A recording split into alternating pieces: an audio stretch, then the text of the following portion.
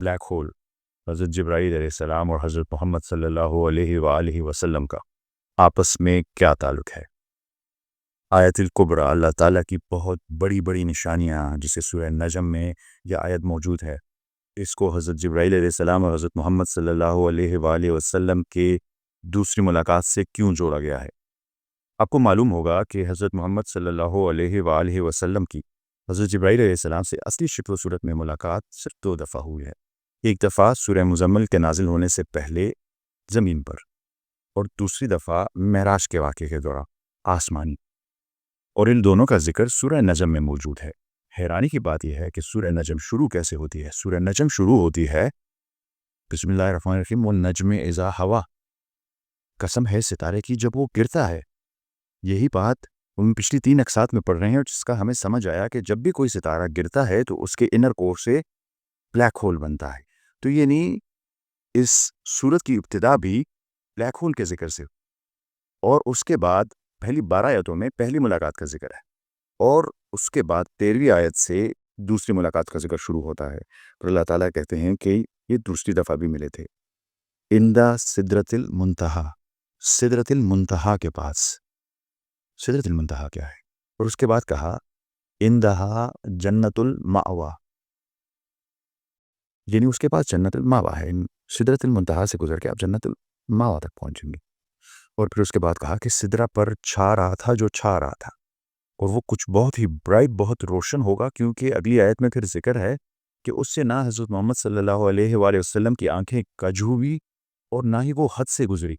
और फिर आखिरी आयत में कहा कि तब हमने हज़रत मोहम्मद सल्लल्लाहु अलैहि वसल्लम को अपनी बहुत बड़ी निशानियाँ दिखाई, अपने रब की बहुत बड़ी निशानियाँ दिखाई। पर इसका मतलब क्या है? सिदरा क्या है? मुंतहा क्या है? क्या ये एक रास्ता है जन्नत तक लेके जा सकता है, और उसका क्या कह रहा था? इसको एक एक करके समझते हैं। पहले क्या आपको पता है कि सिदरा का मतलब क्या है? सिदरा का मतलब है पेड़ का दरख्त, यानी कोई दरख्त की शेप की चीज़ थी। अब आपको दरख्त का पता है दरख्त कैसे होता है, ऊपर से चौड़ा, नीचे फनल की तरह आते जाएं तो नैरो डाउन होता जाता है। अगर आपको अभी मैं ब्लैक होल की शेप दिखाऊं तो बिल्कुल वही शेप बनाता है फनल अप्रोच की तरह, कि ऊपर से चौड़ा और नीचे नैरो डाउन होता रहता है जैसे पेड़ का दरख्त। और फिर कहा मुंतहा, मुंतहा का मतलब ये होता है आखिरी।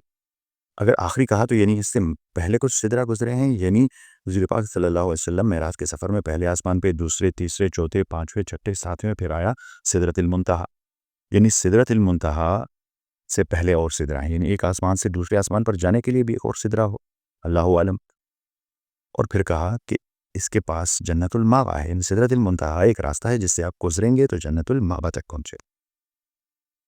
एक तो मैंने आपको शेप की बात बताई, दूसरा हदीस से आपको पता होगा कि हज़रत जिब्राईल अलैहिस्सलाम जब सिदरतुल मुंतहा के पास पहुंचे तो उन्होंने हज़रत मोहम्मद सल्लल्लाहु अलैहि वसल्लम को कहा कि इससे आगे मैं नहीं जा सकता, इससे आगे मेरे पर जलते।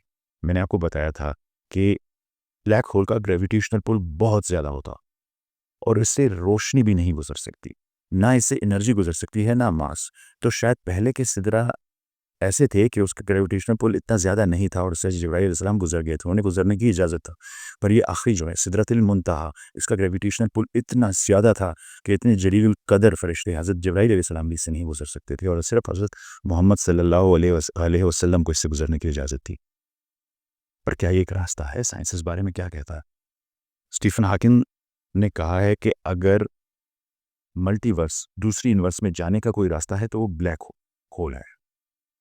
And he said that if you ever find yourself by any chance in a black hole, which is impossible because anything related to this universe cannot pass through black hole, but by if any chance if you find yourself in a black hole, keep going. You might end up in another universe. यानी उसके मुताबिक black hole दूसरी universe में पहुंचने का रास्ता है। तीसरी बात जो कुरान शरीफ ने कही कि सिदरा पर छा रहा था जो छा रहा था। मैंने आपको जब ब्लैक होल की तस्वीर दिखाई तो आपने देखा कि ऊपर से चौड़ा होता है, जिसे इवेंट होराइजन कहते हैं, एक्रीशन डिस्क कहते हैं। ये जो अपने आसपास के मटेरियल को खींच के उसे खा जाता है, उससे एक बहुत ब्राइट रोशनी निकलती है। आपने कोज़ाह का नाम सुना होगा। कोज़ाहs जो हैं वो बहुत ही ब्राइटेस्ट एलिमेंट हैं इस कायनात के। اور وہ ایک سپر میسو بلیک ہول کا ارد گرد کا ایکریشن ڈسک ہے، ایونٹ ہورائزن ہے، اور وہ اتنے برائٹ ہیں کہ ہماری کائنات میں جو یہ سورج ہے اس طرح کے بلینز آف سورج ہیں، اور ایک وزار اس ایک کائنات ملکی وے سے بھی زیادہ، اس سے 10 گنا بھی زیادہ، 100 گنا بھی زیادہ، 1000 گلیکسیز مل کے جو روشنی بناتے ہیں ایک وزار ایک ٹائم میں بناتا ہے، اتنا روشن ہوتا ہے۔ شاید اس لیے کہا گیا کہ حضرت محمد صلی اللہ علیہ وسلم کی آنکھیں نہ اس سے کج ہوئی نہ عقد سے بن، یعنی اس کی روشنی اتنی شدید تھی کہ عام انسان تو اسے دیکھ ہی نہ پائے۔ تو سدرا درخت کی شیپ بالکل بلیک ہول کی طرح، اسٹیفن ہاکنگ کہتے ہیں کہ اگر دوسری یونیورس میں جانے کا کوئی راستہ ہے تو وہ بلیک ہول ہے۔ آپ کو پتا ہوگا اسٹیفن ہاکنگ کا لاسٹ پیپر جو ہے A Smooth Exit from Eternal Inflation theory کہتی ہے کہ ہمارے پاس انلمیٹڈ ملٹی ورسز ہیں جو بن رہے ہیں۔ اسٹیفن ہاکنگ نے اپنے آخری پیپر میں جو اپریل 2018 میں پبلش کیا، اس میں انہوں نے کہا کہ نہیں، ملٹی ورسز انلمیٹڈ نہیں ہیں، ہمارے پاس بڑے لمیٹڈ اور شاید بہت ہی کم اور یونیورسز ہیں۔ اور یہی بات ہمیں معراج کے واقعے سے پتہ چلتی ہے کہ 7 اور آسماں، یعنی 7 اور یونیورسز ہیں، اور شاید اللہ عالم اس کے جانے کا راستہ بلیک ہول ہے۔ پر اگر بلیک ہول سے نہ انسان گزر سکتا ہے، نہ اس کائنات کی کوئی بھی چیز گزر سکتی ہے، تو اس کائنات سے ہم گزریں کیسے؟ کبھی آپ نے اس پہ غور کیا؟ کبھی آپ نے اس پہ غور کیا کہ 1400-1500 سال کی کتاب، پہلے کی کتاب، کیوں ستارے کے گرنے کی قسم کھاتی ہے؟ کیوں اسے اتنا پرفیکٹلی ڈسکرائب کرتی ہے جو ہماری کرنٹ نالج ہے اس کے مطابق وہ بلیک ہول پہ بالکل فٹ بیٹھتی ہے، اور دونوں ریویلڈ نالج اور ایکوائرڈ نالج کہہ رہے ہیں کہ یہ ایک راستہ ہے۔ سوال یہ ہے کہ کبھی کوئی عام انسان اس سے گزر سکے گا، اور اس سے اس کائنات کی کیا چیز گزر سکے؟ اس پر بات کریں گے ہم اپنی آنے والی قسط میں۔ آپ سب کی سماعتوں کا بہت بہت شکریہ، ملتے ہیں اگلی قسط میں۔ اللہ حافظ۔